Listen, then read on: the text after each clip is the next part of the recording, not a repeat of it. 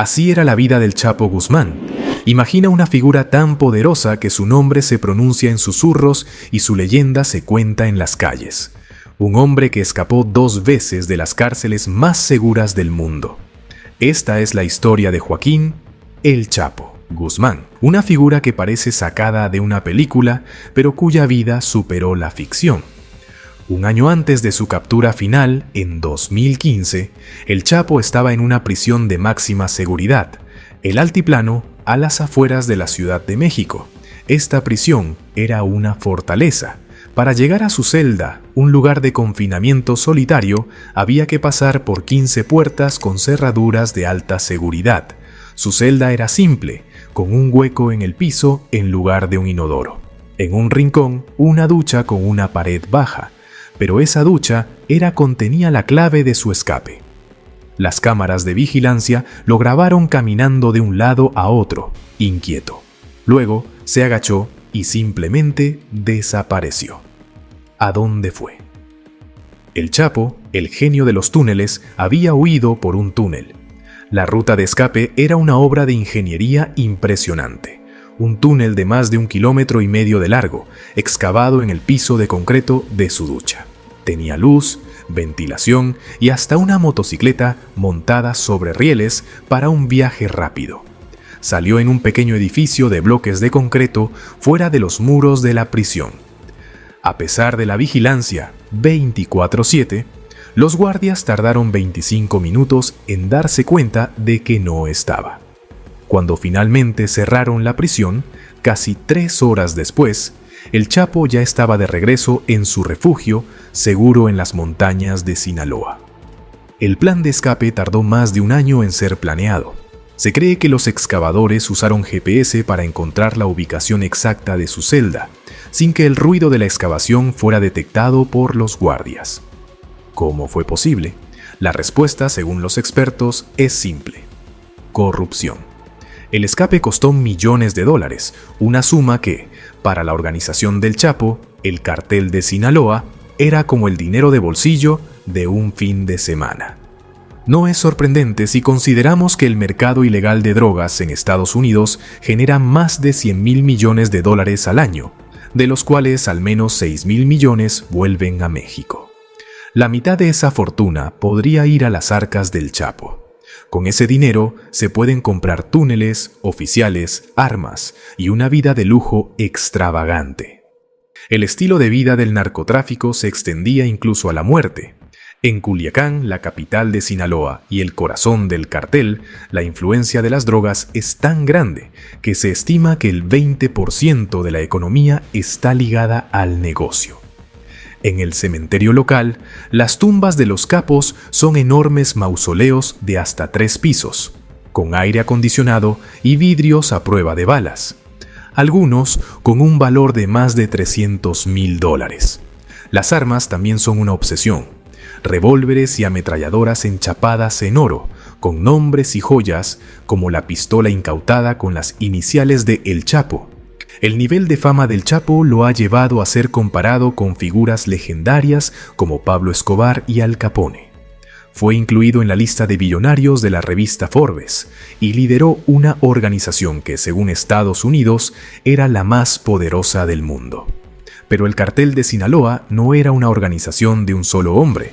Como una gran sombrilla, diferentes grupos se unían para compartir recursos, rutas de contrabando, túneles en la frontera y redes de lavado de dinero.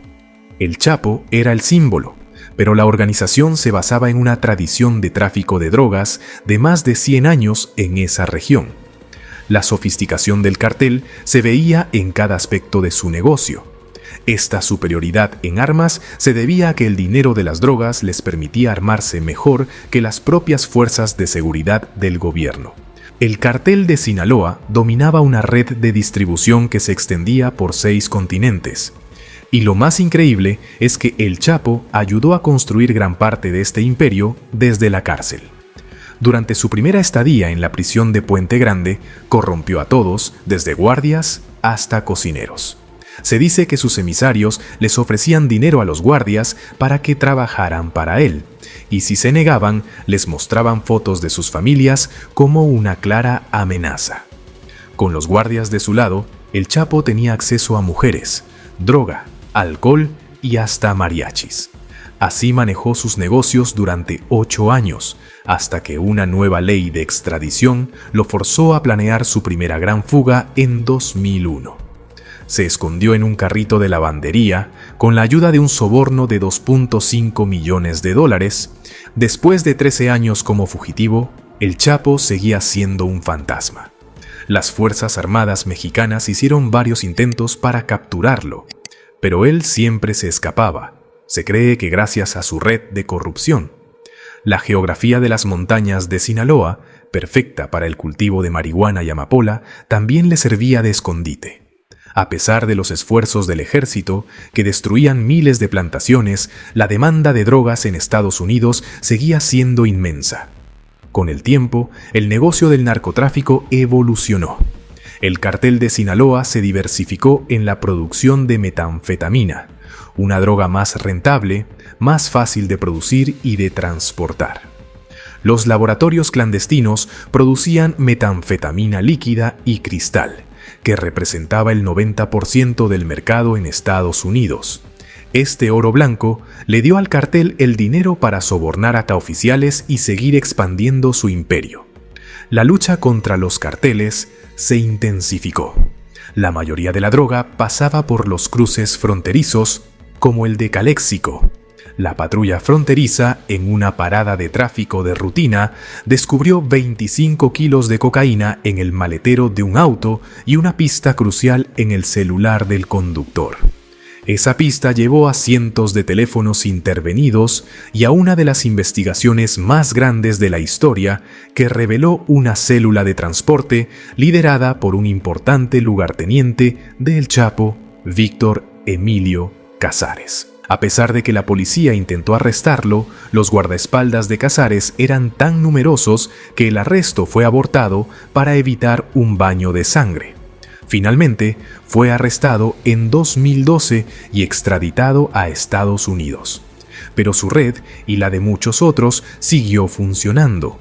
Para 2012, las autoridades se estaban acercando a El Chapo. La clave de su caída fue la tecnología. Los hijos del Chapo y sus aliados, pertenecientes a la generación del milenio, publicaban fotos en redes sociales mostrando su estilo de vida extravagante. Autos de lujo, revólveres de oro y felinos exóticos. Aunque no fue Twitter lo que lo capturó, fue la comunicación por chat. La DEA, en colaboración con el Departamento de Seguridad Nacional, intervino cientos de teléfonos y descifró la intrincada red de comunicación del Chapo. Él usaba una estructura espejo para protegerse. Los mensajes pasaban por varios niveles de operadores antes de llegar a su secretario personal, quien le leía los mensajes en persona. Los agentes rastrearon los teléfonos de sus secretarios y descubrieron algo sorprendente. El Chapo no estaba escondido en una cueva en las montañas, sino en el corazón de Culiacán. El 90% del tiempo lo pasaba en su refugio principal. La Marina Mexicana, una de las fuerzas menos corruptibles, fue la elegida para la operación. Intentaron sacarlo de su escondite, pero el Chapo fue alertado y no salió. Así que el plan B era entrar. Los marinos derribaron la puerta de acero de 15 centímetros de grosor. Las luces de la casa estaban encendidas, pero la casa estaba vacía.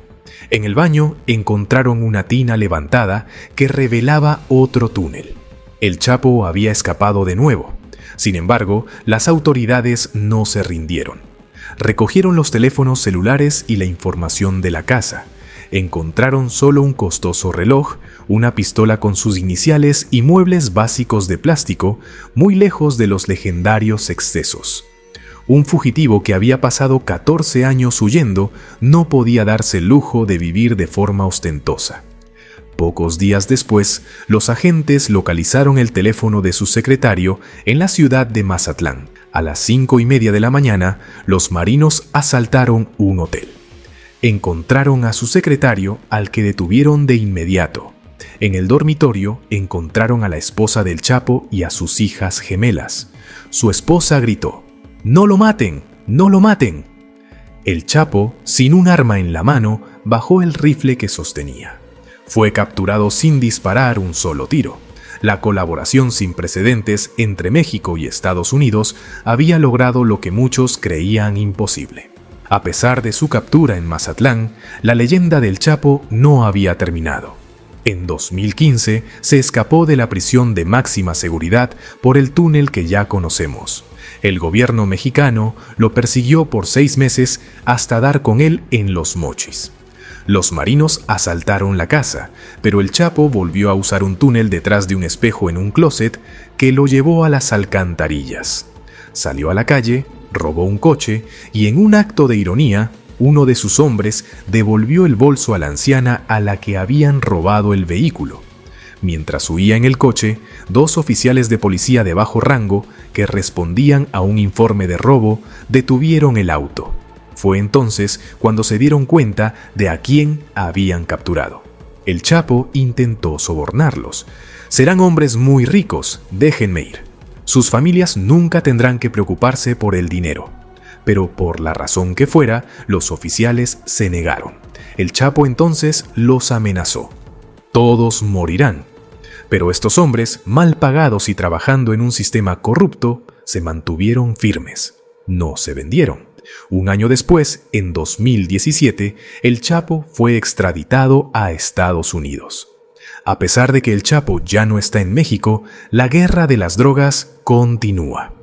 Si te gustó este video, déjanos tu like, suscríbete y activa la campanita para no perderte ninguno de nuestros próximos videos.